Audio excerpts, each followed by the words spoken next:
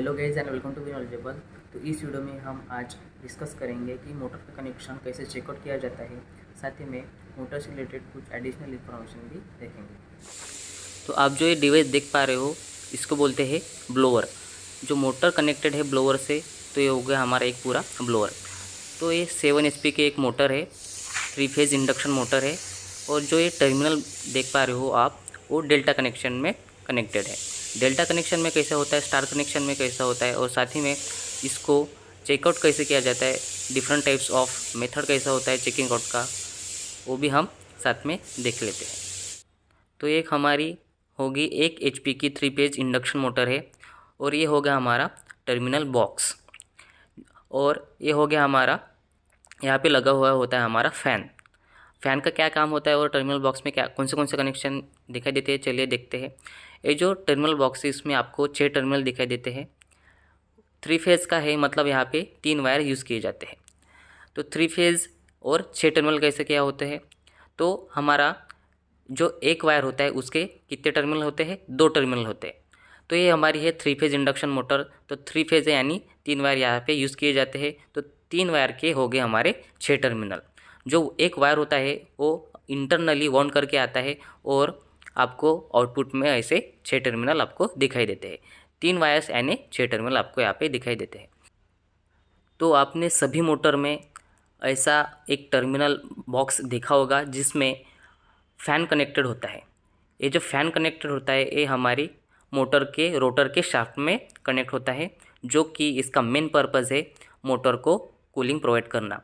Motor के अंदर हमारे जो वाइंडिंग्स होते हैं उसमें ज़्यादा हीटअप हो जाता है, तो उस हीटअप को ओवरकम करने के लिए हम ऐसा फ़ैन लगाते हैं जो कि इन्वायरमेंट से एयर कैप्चर करता है और उसको सर्कुलेट करता है और कूलिंग प्रोवाइड करता है हमारी मोटर को। तो इससे क्या होता है, हमारा जो भी हीटिंग लॉसेस है और जो भी बर्निंग वाइंडिंग्स होती है उसको ओवरकम करता है बाय यूजिंग दिस फ़ैन। तो हमारी मोटर को चेकआउट करने के लिए करीबन 3 टेस्ट हमें करनी पड़ती है। एक होगी कंटिन्यूटी टेस्ट, दूसरी होगी हमारी बॉडी अर्थ टेस्ट, और तीसरी होगी हमारी रेजिस्टेंस टेस्ट।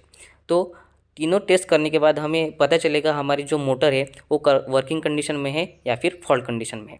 तो आप जो ये टर्मिनल बॉक्स देख रहे हो, ये जो फिलहाल कनेक्टेड है हमारा स्टार कनेक्टेड है।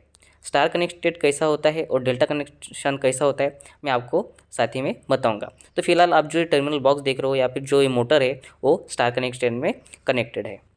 हमारी जो तीनों टेस्ट है, बॉडी अर्थ टेस्ट होगी, कंटिन्यूटी टेस्ट होगी और रेजिस्टेंस चेकआउट करने की टेस्ट होगी, उसको एक्यूरेटली परफॉर्म करने के लिए हमारा जो भी टर्मिनल बॉक्स में कनेक्शन है, या फिर वो हो सकता है एक तो डेल्टा हो सकता है या फिर स्टार हो सकता है।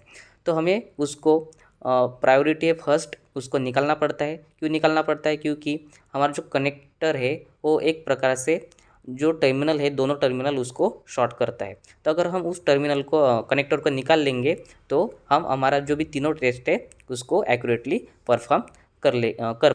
तो जो ये 6 टर्मिनल है, जो टर्मिनल बॉक्स में एक प्रॉपर इंडिकेशन उसको दिया जाता है कि ये U1 टर्मिनल है, V1 टर्मिनल है या फिर ये W1 टर्मिनल है। उसी तरीके से ये U2 टर्मिनल है, V2 टर्मिनल है या फिर ये W2 टर्मिनल है।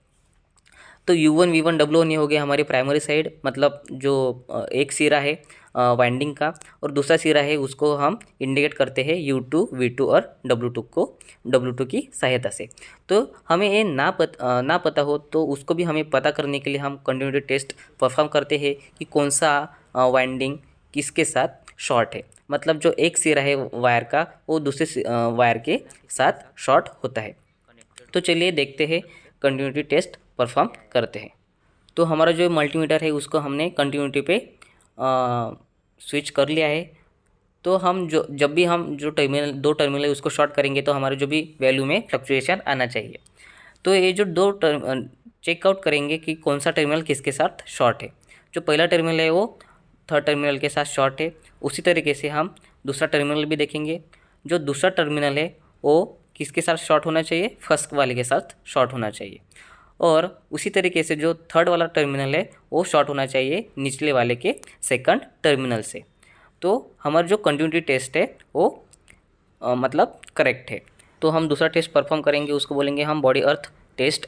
एक टर्मिनल लगाएंगे हम मोटर की बॉडी से और दूसरा लगाएंगे हम वाइंडिंग्स के टर्मिनल से। जो 6 टर्मिनल है और बॉडी का जो टर्मिनल है उसके साथ परफॉर्म करेंगे बॉडी अर्थ टेस्ट। तो देखिए आपको कुछ भी फ्लक्चुएशन नहीं दिख रहा है मल्टीमीटर में, तो हमारा जो बॉडी अर्थ टेस्ट है वो ओके है और करेक्ट है। तो हम तीसरा टेस्ट परफॉर्म करेंगे, जो भी तीनों वाइंडिंग का हम रेजिस्टेंस मेज़र करेंगे। तो तीनों भी वाइंडिंग का हमारा रेजिस्टेंस इक्वल आना चाहिए, बैलेंस आना चाहिए। तो देखिए इसका आएगा हमारा 54.3 एक वाइंडिंग का, दूसरे वाइंडिंग का आएगा हमारा 54.5 लगभग सेम ही है।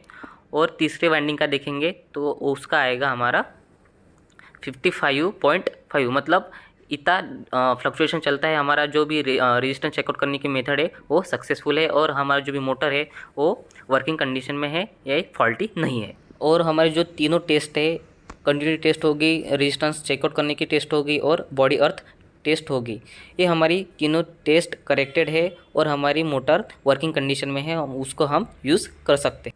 तो मोटर को कैसे चेकआउट किया जाता है, अगर आपको ये समझ में आया हो या फिर ये वीडियो नॉलेजफुल लगा हो तो आप जुड़े रहिए मेरे साथ। Thank you.